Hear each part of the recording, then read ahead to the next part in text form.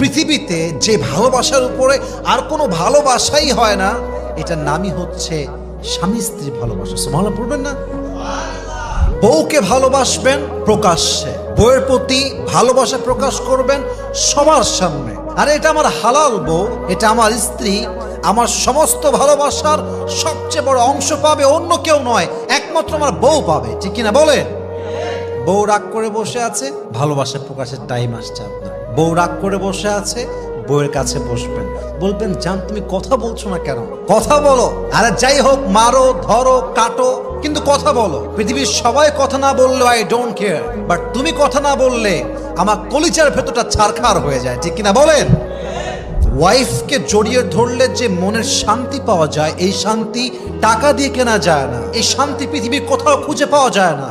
ওয়াইফের বুকের মধ্যে আল্লাহ তাআলা স্বামীর জন্য একটা জান্নাতের ঠিকানা করে রেখে দিয়েছে। সুবহানাল্লাহ পড়েন সবাই। कैसे रोकूं मैं अपने आप को तुमसे बात करने से,